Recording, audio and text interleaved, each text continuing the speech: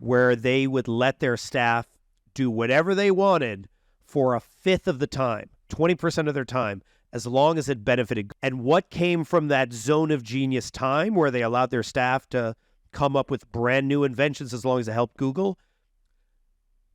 All of the foundations that built Google was based on providing them playtime, right? Allowing them to play and pursue their zone of genius. So if you want your staff to be innovative, give them time. You can't give them a fifth of their time, but you can find 5% more time, an hour or 2 hours a week, where they can pursue something that's more interesting to them, that scratches their curiosity, right? And when you're doing that, then they also see that you're investing in them, and then they feel seen and appreciated, and they feel more valued that way. Welcome to Talking TA with Top Source Talent, the podcast that brings you the latest insights, strategies, and trends in talent acquisition. Hosted by Denise Chaffin, president of Top Source Talent with over 30 years of experience in the industry. This podcast features top industry experts, HR professionals, recruiters, and talent acquisition leaders who will share their experiences and knowledge on how to attract and retain top talent. Join Denise and her guests as they explore the exciting and dynamic world of talent acquisition. Only on Talking TA with Top Source Talent. Hi, I'm Denise Chaffin. I am president of Top Source Talent. And for our podcast today, I have the famous Jeff Harry with me. And Jeff's company is called Rediscover Your. I am so excited, Jeff, for our conversation and to kind of delve in a little bit into your company and just some of the nuances of your company that's kind of relatively new in our industry, I think, compared to some of the old organizational development practices and programs that we're normally used to hearing. So please do me a favor, introduce yourself, tell me a little bit about Rediscover Your. So thanks for having me. I'm super excited about this conversation. So when people ask me, like, what do you do? The easiest way to answer it is I say, I make work suck less. And I just so happen to use it through play and positive psychology, because I've been traveling around the country for maybe the last 2 to 3 years.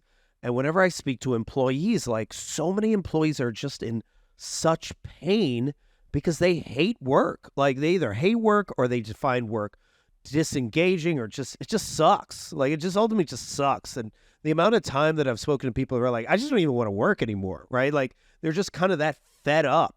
And I'm like, well, I can't figure out how to ensure that all of us can not work forever, right?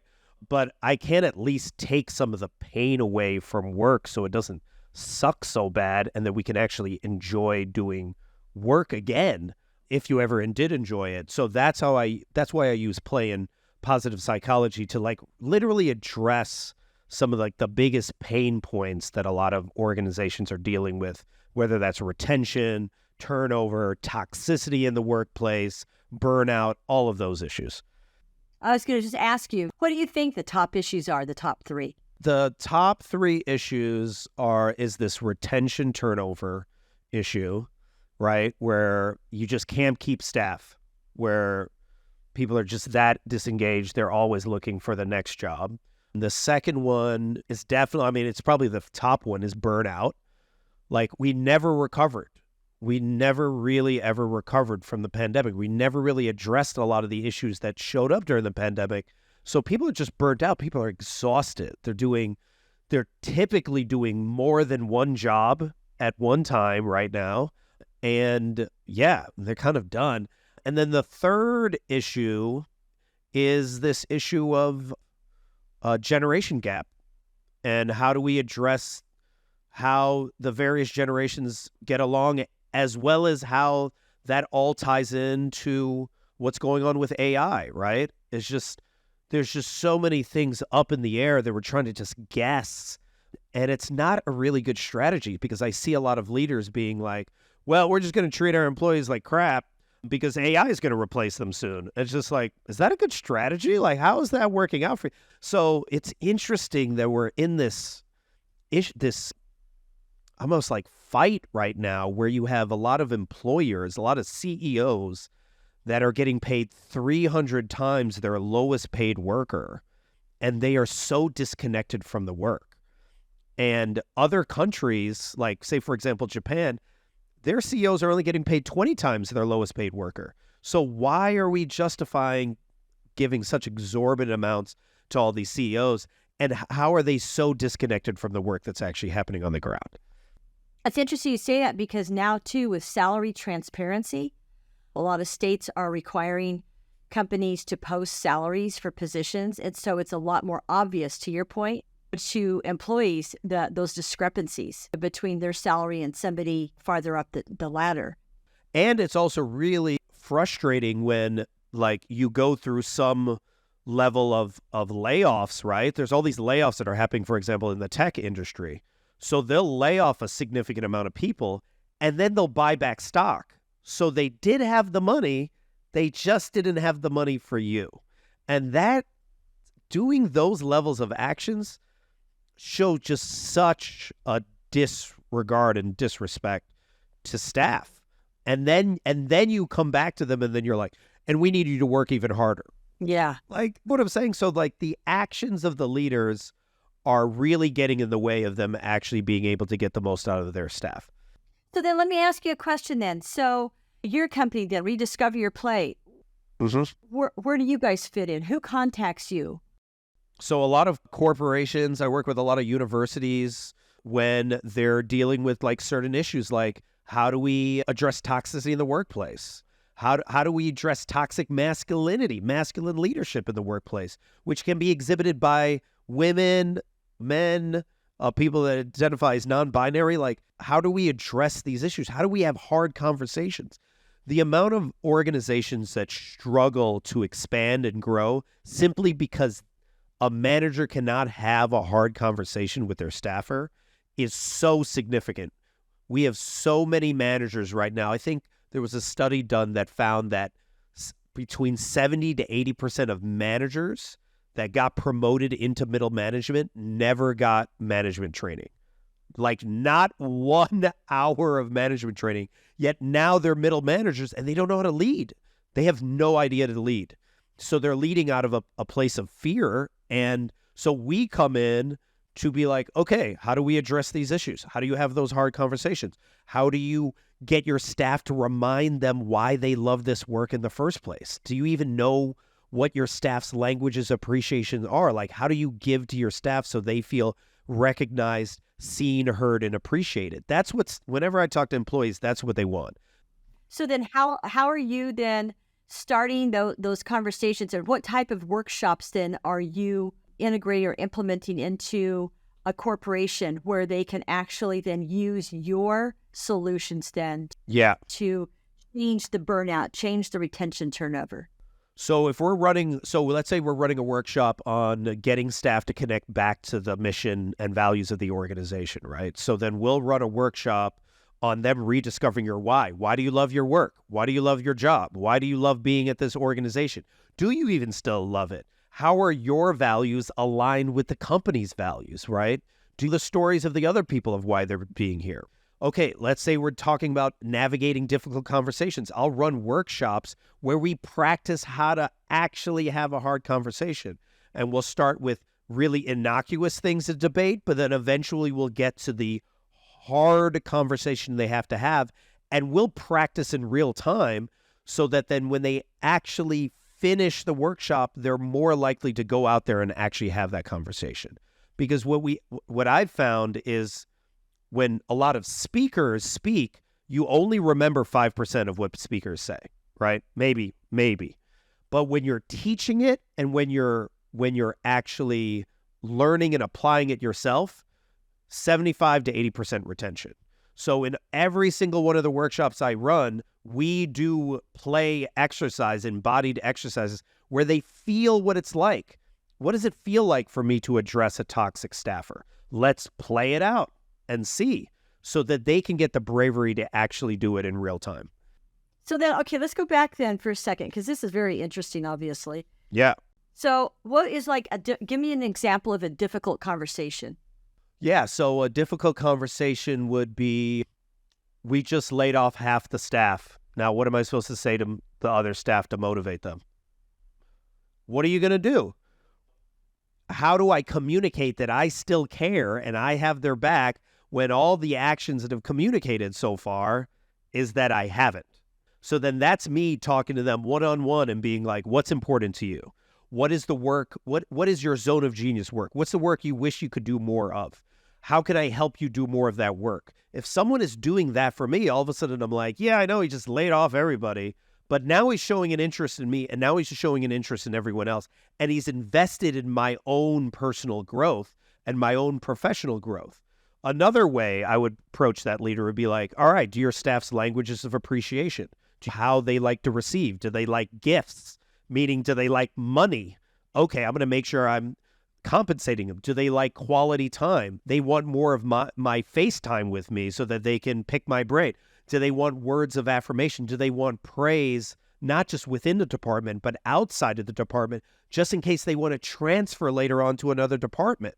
Or heck, go to another company and they know that I can be a reference for them. So doing those actions shows that they're starting to build a certain level of trust. And that's, again, all through play. Like you're doing experiments. Some of these experiments are going to work. Some of these are not.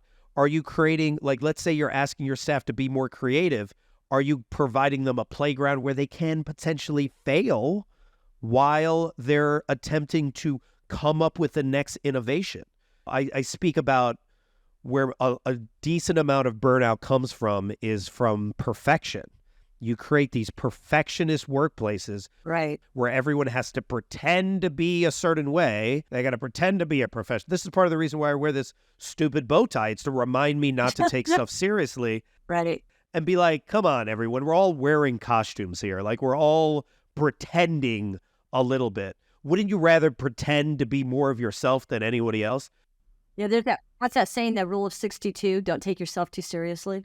Like, why are we taking ourselves so seriously? Yeah. And also, and I say this a lot when we're talking about like, well, why would play be important in the workplace? I learned this from Kevin Carroll, this phenomenal play mentor, but he introduced this quote from Stephen Johnson: you'll find the future where people are having the most fun.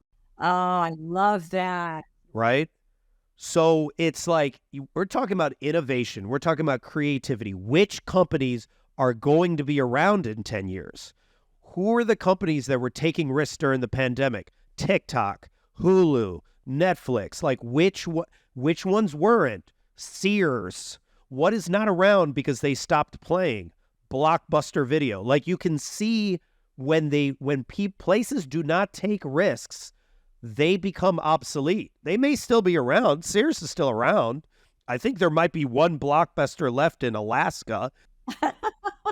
Yeah. But Toys R Us is gone, right? I worked at Toys R Us. Like, I helped open their flagship Times Square store. When they treated their employees like crap, I did a Jerry Maguire and wrote a whole memo and put it in everyone's mailbox being like, you can't treat employees like this. And then they thought I was unionizing the store because I was like, no, I'm just like, you're treating employees horribly. And because of this, you'll probably go out of business. And they went out of business 10 years later. So it's this idea of, what is it? John Amici says this. What is the worst behavior you're currently tolerating in your workplace? Because that's your culture. That's your culture. Wow. Okay, that's interesting. I'm writing that one down. I don't care what's on your board. I don't care what your mission or your core values, your poster, that poster that's like perseverance, excellence. Like, who cares what's on that board? If you are tolerating a certain behavior, Yeah. why are you tolerating that behavior? So I challenge leaders. I want to interrupt you for a second Yeah. because there's a lot of corporations. There's a new phrase. Oh, I shouldn't say new. It's been around for a little while. But there's a lot of big corporations that we have supported that have what they call their centers of excellence. Yeah. So I wonder if that's maybe a psychological term to try to instill the idea of excellence and perfection into people. I mean, I guess, but it's also BS. Yeah. Right? It's a lot of BS because, like, if you have a center for excellence and you're celebrating certain people, yet you're allowing Chad to be horrible to so many people, potentially harassing people, and he might have been written up numerous times and he might cause a lawsuit eventually, or maybe he's already caused a lawsuit, but you keep him. They refer to, Simon Sinek refers to it as the brilliant jerk. Right. You have to ask yourself, how much is the brilliant jerk costing you? Because even if Chad is, sorry if there's someone named Chad in this listening to this, but I'm using you as the example. But even if Chad is bringing in $3.5 million a year, if he's getting 6 or 7 staff to quit, how much is that costing you? It costs you potentially 6 to 9 months of someone's salary, sometimes even more, just to recruit someone new, just to hire, just to train, all this. And I'm constantly asking, how much does it cost for you to replace your employee? Well, and also, too, you talked about languages of appreciation, right? Yeah. And I like that because I read an article just yesterday that said other countries actually embrace vacations more Yeah. than we do. He called the United States the nation of no vacation. Yeah. And I thought, wow, what a tagline for our country. Canada has 4 weeks vacation. Australia gives 4 to 6 weeks of vacation. Wow. 2. We get 2, and we don't even take the 2 weeks we get. Yeah. So I like to talk about that for a second because, again, they were talking about burnout. Yeah. Your point right there is a perfect example. The burnout that people are experiencing is because they're not taking vacations. But then again, are there corporations even encouraging vacations, right? They are allowing people to work over. Yeah. I know, even because I have a small business, right? So it's real easy for all of us to get overloaded.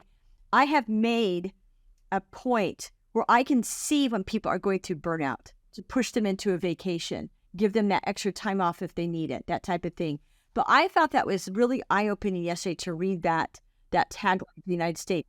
It's interesting you say that. So I was speaking with a colleague yesterday. We were running a workshop called Making Work Suck Less by Fixing Broken HR Systems. Uh-huh. And we were running it in Salt Lake at the Salt Lake SHRM chapter. And someone stood up and we were talking about what they appreciated about their job. Why do they stay at their job? And this one person says, I stay because when I go on vacation, I can actually take vacation. Because a lot of HR people, when they leave for those 2 weeks, they know when they come back, they're going to have so much work. Right. But the idea that one could actually go somewhere else and not have to worry, and when they come back, someone's job, like their responsibilities and duties have been taken over by someone else, and then they're handed back and they're not overwhelmed, that is such a luxury. Right. Right? And that's really sad that that's a luxury, that's not expected. Part of the reason why people don't take vacations, they don't know when, they don't know how. When am I going to do it? So they instead just use it for when they get sick or they have some family emergency. Everybody winds up taking off. The other part of this article was like Christmas time here in the United States is kind of a shutdown period, right? Yeah. Our society has kind of like headed towards this one time a year where everybody kind of like unwind, right? Yep. And then the rest of the year, they're just going gangbusters. You're just going. And you're not even encouraging. Like, there are certain corporations that are like, yes, you do need to take vacation. Yes, you do. You will not be looking at your email, and I will make sure you don't look at your email, right? Instead of the opposite, which they're doing right now, which is a lot of bossware where they're like, oh, if you're not in the office, they're checking your mouse, that your mouse is moving. That's not healthy. That's not the strategy. That's the ultimate micromanagement, right? Yeah, no. Like, that shouldn't be the strategy. Like, I even challenged a 40-hour work week. Yeah. They found in Japan, IBM, they did this 32-hour work week more productive than in 40 hours. Wait, that doesn't make sense. They worked 4 days a week. Right. But then they had 3 days off. Were they more productive? They could focus for longer periods of time. Because usually, what was it? I forgot the study now. But even in an 8-hour workday, you can only do like 4 hours of really focused work. Right. So again, we're arbitrarily forcing people to sit in an office or be in front of their computer for X amount of time, assuming they're being productive when they're not. When you can actually get more out of people if you focus more on their work rather than their hours that they're at work. Right. Exactly. Oh, that's interesting. So tell me something. What are some of the positive changes then that you're experiencing and witnessing with some of your clients that are taking advantage of Rediscover Your Play workshop? So what I've seen is I've seen organizations or staffers that more so appreciate why they're at that job again. They're more connected to the organization because they're like, oh, your values actually match my values. Not the ones you preach about, but what we actually talk about. I've seen conversations being had that haven't been had before. I've seen toxic people leaving because now staff are setting boundaries and being like, we're not tolerating that level of disrespect, as well as that leader realizes that that toxic person is causing so much money to be lost and so much productivity to be lost. They say, what is it? When you have a toxic leader, your staff loses about $7,000, I think even potentially per month, in lost productivity per employee just because they're so disengaged at work, right? And that's at the low end, right? So this idea of like, are staff more engaged? Are they having harder conversations? And are they addressing the most important issues right now that they're facing? And you talked about like during the pandemic. Let's go back to that for a second. Yeah. During the pandemic, of course, our entire society changed its way of working, right? Yeah. So, which probably helped a little bit get people out of the direct line of fire of the toxic employee, right? Maybe. Yeah, sometimes, yeah. I was just saying, I heard some stories there too. Yeah. But with the changing back now we're going back, swinging the other way, where they want people back in the office. Yeah. How is that changing burnout and the turnover? Well, it's ironic, right? Like, asked everyone to come back into the office. Zoom. I know, I heard that. I heard about that. Yeah. Zoom. Like, the irony of this, the irony. I mean, come on, really? If you as a leader cannot justify why people are coming back into the office, besides the vague promise of culture, or we have better ideas when we're in the office, that's not good enough. That really isn't. Some people work better in the office. I get it. Some people work better at home. If I need to now commute 2 extra hours, yes, I know I used to do this, but now I'm commuting 2 extra hours. Why is it worth it? So I can sit in the office and then be on another Zoom call that I could have done at home?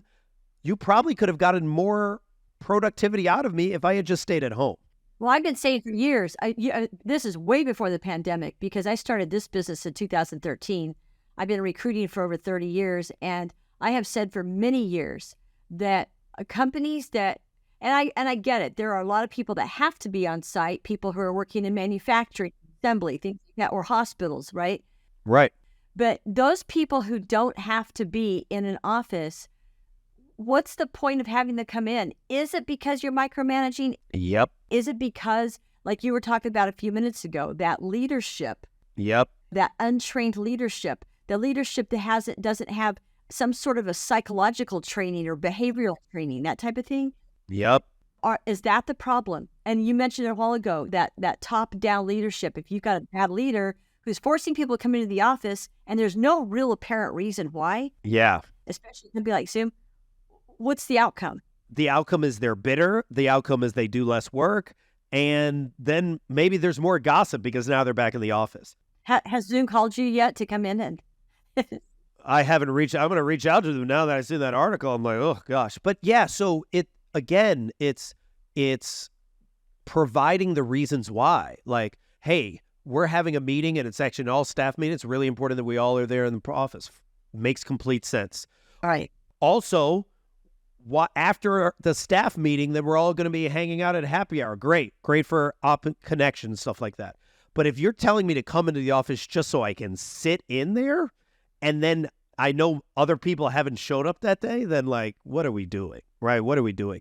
And the other reason is like, I don't care that you might be losing money on office space because people are not going back in the office. That's not a good reason for me to come back in. Right.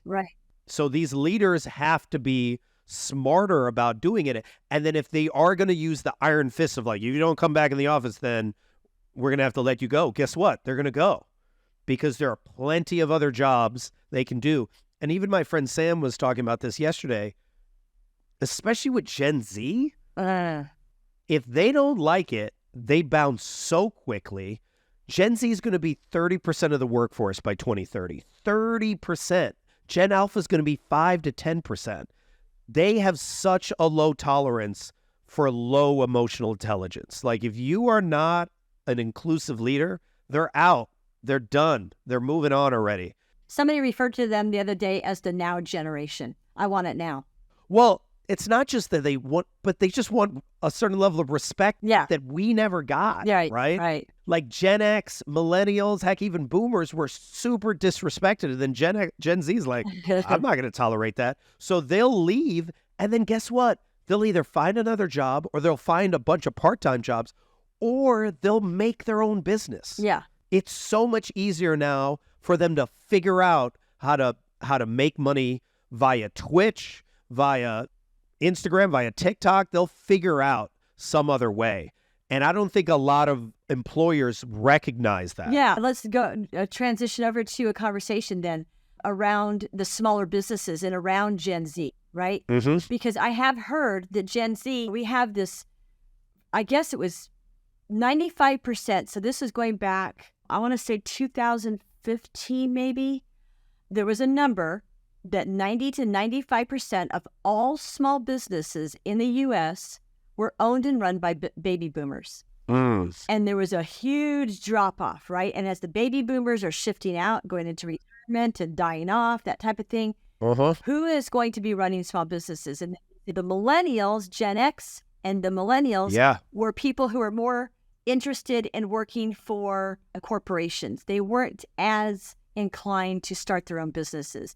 And now you just mentioned the Gen Zs might, though, actually make those numbers go up again of small business owners. Looking at that and looking at the Gen Z population, if they do decide to start a lot of small businesses again, what are the chances of burnout there? And how do you work with smaller companies, right, to foster some of the positive cultural actions, if you would, in smaller businesses? And what do you see with retention in smaller businesses versus big corporations? I mean, how do you compare those two?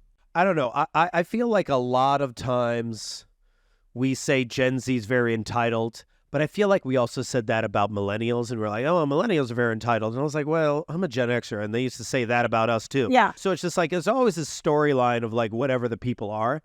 I have a lot of faith in Gen Z. I feel like their work-life balance is substantially better than ours. So when they run their small business, they'll take 4 weeks off because they just want to, right? They'll work when they want to work.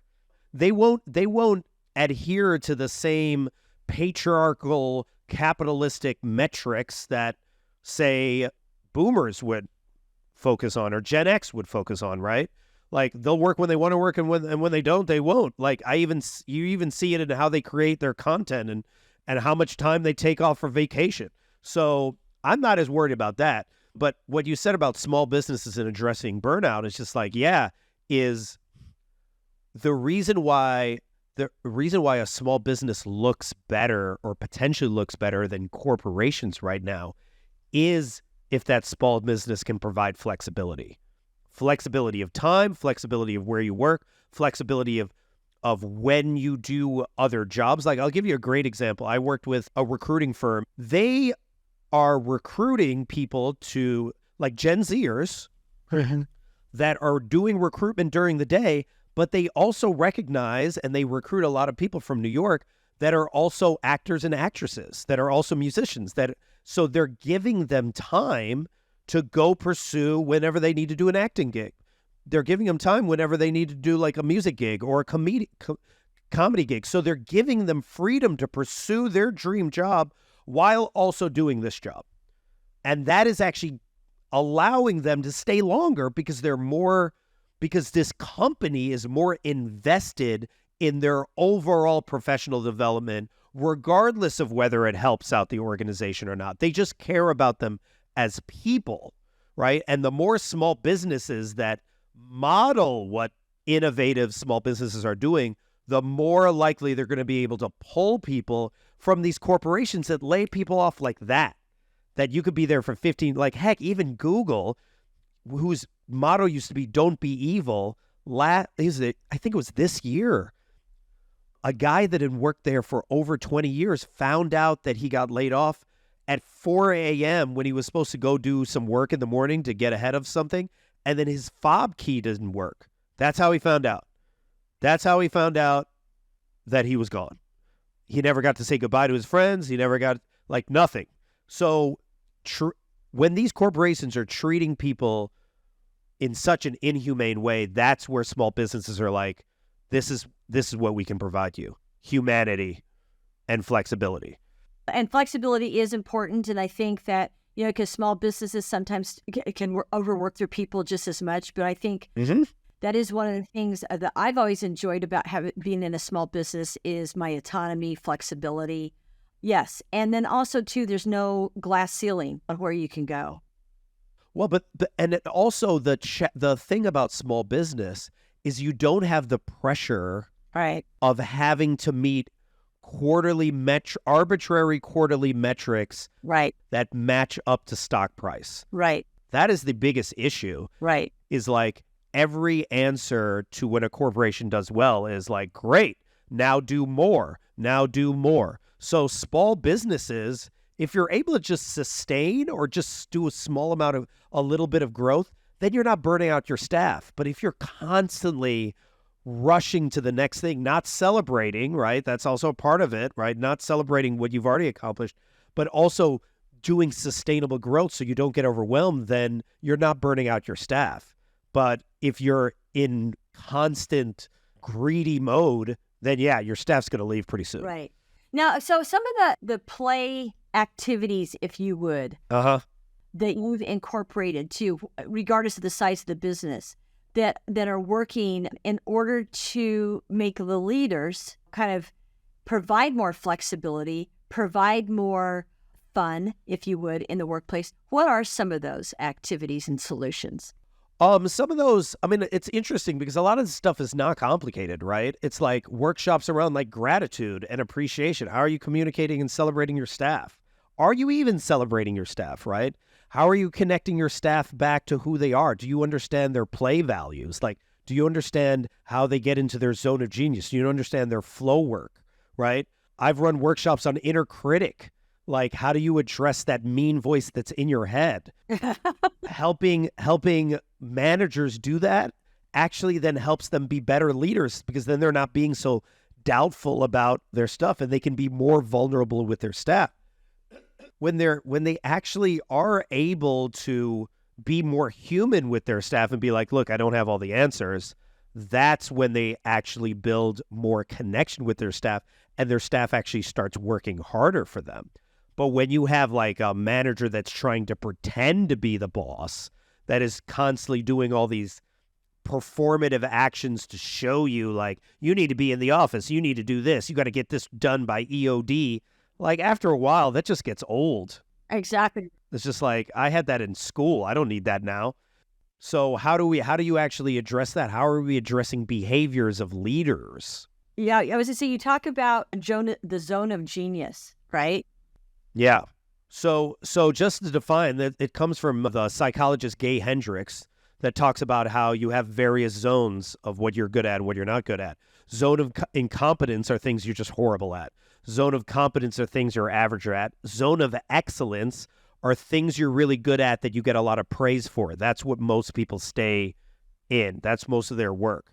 But zone of genius is the work where you forget about time. It's the work where if you weren't getting paid, you still might do this work because you love it so much, right? Where are we spending, even if you're helping your staff identify their zone of genius and they're only doing it 5 to 10% more than they are doing it now, it actually helps all of their productivity substantially. And before Google lost its way, Google used to do something called the 20% rule, where they would let their staff do whatever they wanted for a fifth of the time, 20% of their time, as long as it benefited Google. They did this at the beginning of Google, I think the first few years. And what came from that zone of genius time where they allowed their staff to come up with brand new inventions as long as it helped Google? All of the foundations that built Google. AdSense came from that. Gmail came from that. Google News, Google Earth came from that. The basic foundations that have helped Google be successful was based on providing them playtime, right? Allowing them to play and pursue their zone of genius. So if you want your staff to be innovative, give them time. You can't give them a fifth of their time, but you can find 5% more time, an hour or 2 hours a week, where they can pursue something that's more interesting to them, that scratches their curiosity, right? And when you're doing that, then they also see that you're investing in them, and then they feel seen and appreciated, and they feel more valued that way. I love that. No, that's amazing. I want to incorporate that into, and that's something too, creating a zone of genius space is something that any company. Yeah. Who could take advantage of this? Who does this work for? Well, you can even do that for solopreneurs, right? Anyone that's listening that's an entrepreneur or solopreneur. What's the work that you forget about time? What's the work that you love to do most, right? Yeah. What percentage of time are you doing that work? Oh, well, I have all these other things I got to do. I get it. Right. I get it. But if you start your day with your zone of genius work, it's going to make everything more easy to get through, right? So are you incorporating that on a regular basis? Wow. I love the example that you gave on Google and all of the different offshoot parts of their business that came from. And I will say this, and we have to also recognize, how are we motivating staff, right? Okay. Are we motivating them from a place of fear, which I'm seeing a lot of CEOs do right now? And a great example that I give of like what happens when you motivate off of fear based off of what happens when you motivate off of curiosity and play is the Wright brothers. So a lot of people don't realize when the Wright brothers were trying to create the first flying machine, they were competing against this scientist called Andrew Langley and a bunch of scientists from the Smithsonian, and they were backed by $1 million by the War Department, which is a ridiculous amount of money at the time. Every logical reason, the scientists should have beat the Wright brothers. The Wright brothers were two bike mechanics in the middle of like Ohio. So why didn't they? Because there was so much pressure on these scientists to figure it out, and they were all about like praise and getting credit for what they did, that they failed while the Wright brothers were just having fun and the community was helping them out, and they would do it because, again, you'll find the future where people are having the most fun. When you're having fun, you do more work. You're doing it because you love it so much, and they got there first because they were having fun. So when you're driving through fear, not good at all. What are some other examples? That's really actually a pretty cool example. Do you have others that you can share where companies or even small companies have gained popularity and success through play? I'll give you a great example. There's the Milwaukee Public Library. Right. Why would anyone care about the Milwaukee Public Library? During the pandemic and after, the Milwaukee Public Library started having their staff make videos of why they love being librarians. And they'd be like these funny, quirky, weird videos and just be like, this is why I love what a librarian does, or you know, why what are the weird, strange parts of being a librarian in Milwaukee or whatever, right? Just making up all these funny videos. It caught on so much that they got hundreds of thousands of followers on TikTok, hundreds of thousands of followers on Instagram, and it increased their recruiting. It increased the amount of people that were visiting. There were people that would come to Milwaukee and now visit the Milwaukee Public Library that would never have visited. My friend Sam, who's never been to Milwaukee, follows them. Her friends follow them too, and they didn't even know that they both follow them, right? So making something that was considered boring, right, which is like, who wants to work at a public library, and they made it hip by just showing people's personalities through TikTok and Instagram and YouTube, all of a sudden they're really popular. So these experiments, same thing happened with the Washington Post. They gave one guy the opportunity to be like, hey, make TikToks. That's what you're going to do during the pandemic. All of a sudden, Gen Z, the most popular newspaper on TikTok for Gen Zers, it was the Washington Post. Wow. The Washington Post, of all places, Yeah. taking risks, right? Yeah. Innovating, like messing around, allowing yourself to fail, but trying new things out. That's what happens when you're willing to play. That's what happens when you're willing to experiment. That's where all of the innovation and creativity lies.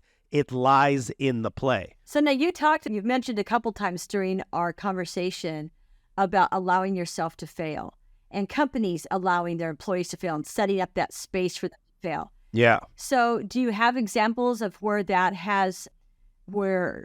somebody has failed at something, but something ingenuous has come out of it? No, I mean, and when I say fail, I'm not saying fail publicly, right? Right. A lot of this stuff is internal, right? Where they're like taking risks on look at Netflix, right? When Netflix started doing Korean pop, or K-pop dramas, they invested in things like Squid Game and Parasite and all these things. And now K-dramas is like one of the biggest revenue generators of Netflix, right? But they started off experimenting very small. You can tell the organizations that are willing to take risks because they're willing to fall flat on their face in front of everybody while these other organizations are piecemealing it together. Yeah.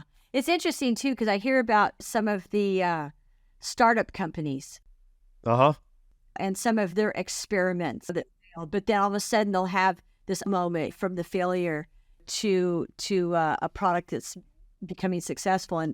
And I know that the renewable energy industry has some great examples there. There was one company we were working with that built flexible solar panels, and just hearing some of their stories about some of their failures but some of the successes that came out of it. Well, I think also we have a bad relationship with failure, right? Right. Like I remember I used to have a colleague that used to be a NASA engineer, and she was working on the Mars rover, one of the first ones. And she's like, my main goal every day is to find ways for it to fail. Right. While it's on the ground next to me. Right. Because if we can find all 1,000 ways in which it's going to fail, when we send it 500 million miles away to Mars or however long it takes, right, then we will have already figured it out. And I think the problem is a lot of these ideas are not tested through many failures because people are so worried about having hard conversations and so worried about challenging the status quo or challenging their executive. They did a study not too long ago that said like 70 to 80% of C-suite executives, when they see a bad idea, they don't say anything. They just let it go. So if you think about it, most of the products that we're currently using, 70 to 80% aren't even the best versions of them. Oh, wow. Like there's no reason why my Apple cord should break after a year. Like there's just no reason. or that I have to charge it every few hours. Like there's no reason, right? So what are we doing? Like we're not even rolling out the best of stuff. Right. Because we're not willing to have a hard conversation or be uncomfortable. Well, and again, too, going back to that perfection, expecting perfection from people. Mm-hmm. One of the things, too, because I've worked in the semiconductor industry for a long time, and their test labs for wafers before they start putting integrated circuit chips into products, right? They have all sorts of different ways of testing now their products. And one of the things that came up was a Facebook. There was one company we were working for, and they were actually using pattern recognition as a way to test wafers for imperfections so they can have a higher yield, if you would, of their integrated circuit chips. But they had developed the idea from Facebook using pattern recognition for people to align with other people they know, things like that. So I thought it was a fascinating story when I heard about it. It was probably 8-9 years ago that they had actually used something coming from Facebook to develop pattern recognition machinery to improve something so technologically advanced like a wafer, integrated circuit chip wafer. Right. Right? Well, here's even a great example of play in such a weird context. But example is, I think it's World War I, either World War I or World War II. where they would analyze the planes that would come back and land back on the carriers or land back in the airfields, and they would look where all the bullets are. And they would be like, oh man, there's all these bullets at the ends of the wings and at the ends of the plane. We should start armoring those places. And they were like, and then after a while, someone was like, no, we're thinking about this wrong. These are the planes that are coming back. Yeah. So this whole play mentality, right? Looking at it differently, those are actually, it's good that those are the places you can actually get shot at and still survive and get back home. We have to be armoring all the places that where the bullet holes are not there. And that's how they were able to save more lives, right? Wow. So again, play perspective, messing around with how everyone's looking at it, challenging the status quo constantly helps with innovation that literally can save lives, right? There's a 16-year-old Dutchman, Boyan Slot. Boyan Slot, he was 16 years old on a scuba diving trip to Greece, and he found more plastic bags than fish in the sea. And at 16, he created this way to collect garbage from the garbage patch, right? Yeah. Now he's like in his late 20s, and he's cleaned up a massive amount of garbage already from the garbage patch. And he's invented all these different ways in which to do it, from both getting garbage directly from the ocean, but then also capturing garbage before it goes out into the ocean. But yeah, his ocean cleanup nonprofit has collected over 100 million kilograms of plastic already. The company's called the Ocean Cleanup. But remember, he starts this when he's 16 as just like an experiment. I think it was like homeschooled. So he was just like, I'm just going to try to come up with something because I was going scuba diving and I couldn't even enjoy doing that. And then now look what he's done. So again, what can play actually do? Play can save the world. Yeah. Play can heal workplaces. Play can heal political divisions if you want to. Oh, There's so many aspects for that, right?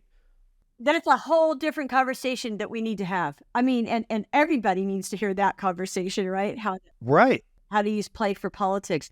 Well, here, even this, if you had Republican and Democratic people before they debated, had their kids play, and maybe they played as well, and they did that for a few hours, and then they had their conversation, totally different. Right. It would just be totally different, because then all of a sudden you're humanizing each other, right? There's a guy, Daryl Davis, who was able to get 300 KKK members to leave the Klan. How did he do it? One coffee at a time. It was a black dude just having coffee with each of them. Started with an experiment of just being like, hey, you want to talk to me? Let's have a conversation. And through play, each and every time, different way. And that's how he did it. So that's play. Destigmatized then that racism, those people one at a time. But that's why I speak about it so much. Like, and I'll end on this, is play stopped a war for a day. A lot of people don't know this, but in World War I think it was the first year of the World War, there was a stalemate. It was like a stalemate for months between the English, Germany, and I think Ireland was matched up with England. Or it was, no, not Ireland, Scotland. So they're at a stalemate, and it's Christmas Eve, and they chose not to fight that night, right? So there was, and again, stories about this. So what happened was that supposedly a German soldier started singing Silent Night in German, and a Scottishman started playing the bagpipes of the same song, and then some Englishmen joined in singing in English, and they did this with multiple songs until someone came out with a flag, a white flag, from either the English side or the German side, and they met in the middle, and they started exchanging chocolates and like stuff, like, I don't know, like food and stuff. And then more people came out, and they started hanging out and like drinking bourbon and whatever they had, and they had a soccer match. There was a soccer match that happened in the middle of the field where they had been shooting each other. And this happened all across the battlefield, all across the line. But here's the thing, it wasn't always happy. Some people came up with their flag and got shot. But their level or their desire for connection was so strong that they were willing to risk their life just to have that, right? And what happened was not only did then where there was still peace and where people connected and they played soccer or whatever, the next day when they had the fight the next day, a lot of people couldn't pull the trigger because they had humanized the other person. And they were like, whose family am I looking through my sights? There's a whole song called Christmas in the Trenches about this story. And this guy that sang this story, he was doing this in England. He would travel around and sing this Christmas in the Trenches story. And one day he saw these like really old guy, like these guys in their 90s. And they kept showing up every day to listen to that song. And he finally, at the end of his performance, ran up to him. And he's like, who are you? Like, who? You're always here. You're always in the back, but who are you? And also, it looks like it's really hard for you to get out here. And they were like, we were there. Oh. Like, we were on that battlefield. Like, we listened to this song that you sing because a lot of people say that it didn't happen. And we were there, and we always want to be reminded of it. But look it up, Christmas in the Trenches. So if play can do that, if play can stop a war, play can heal a workplace, right? Yeah. Play can heal division between people, and play can help you like your job more. I think that's amazing. Hey, one last quick question, Jeff. What made you start this business? I had a lot of crappy jobs. and also this, like, so I used to work for, like I mentioned probably earlier, like I worked for this Lego-inspired STEM organization, right? And we taught kids engineering with Lego, and then I ran team building events using Lego for all these corporations, right? So like Facebook, Adobe, Google, all these top organizations, right? Amazon. And when we'd run these team building programs, I'd be like, these are the top organizations in the world, and these are not fun places, or these are toxic places. And I was like, that's a problem. So after a while, I was like, well, team building is not going to solve this. So why don't I create my own organization to address these issues that I care about? Like, how do we deal with toxicity at work? How do we have a hard conversation? How do we remind people why they love their work in the first place? Or how to deal with your inner critic stuff? How do you address fear through play, right? Like all these things that I'm interested in. How do you break down divisions through play? So that's why I created our first workshop I made with a colleague of mine, Gary Ware, called Dealing with A-Holes in the Workplace Through Play. And it was so popular that we went to Australia to present it. Well, how do you deal with A-holes in the workplace? We haven't even talked about.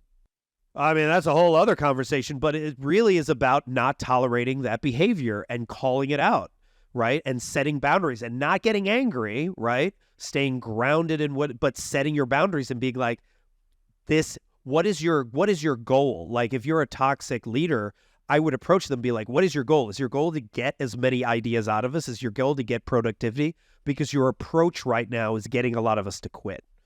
Is that what you're achieving? And then if they're like, well, I'm going to be whoever I'm going to be, then I would be reporting them. I would be logging all of the issues they're doing, like making that book of bad behavior that I could give to HR as well as to my direct supervisor. And I'd be setting boundaries on a regular basis of like, you can't talk to me that way. A lot of times toxicity thrives in silence. And we just assume when we arrive that like, well, I guess Chad can do whatever he wants because no one's saying anything. But once one person stands up to that person and everyone starts getting the bravery to do it, it challenges that toxic person to either change their behavior or leave. And usually they leave. Wow, interesting. So, Jeff, if a company or somebody who's listening to this podcast wants to reach you, what is your website address? Yeah, so if you want to connect with me, simply go to rediscoveryourplay.com, click on the Let's Play button. I even have a link that says work sucks, but it doesn't have to. Click on that, and that goes through all of the steps to start making it a more enjoyable place to work and what you can do to challenge toxicity so people can have fun again at work. goodness. So yeah, and then if you want to find me on all the social media channels, it's at Jeff Harry Plays, JeffHarryPlays. And I'm on everything. So you can find me on any of that. Yeah, I've noticed that because I've been on your website and you're becoming famous. So I'm honored to have you on our podcast. Thank you so much for your time. I mean, you're my new friend, so I hope that we can have other conversations. Yeah. Yeah, and let's talk about how to heal politics next time, because I think that would be a great conversation. Yeah, I'd love to explore that. Yeah. All right, Jeff, thank you so much. Absolutely. Thanks so much for having me. As the podcast conversation comes to a close, we've explored the powerful role of play in various aspects of life, from the world of technology to conflict resolution. The message is clear. Embracing play, challenging conventional thinking, and taking risks can all lead to remarkable breakthroughs and positive change. We hope you have been inspired to infuse more playfulness and creativity into your own endeavors.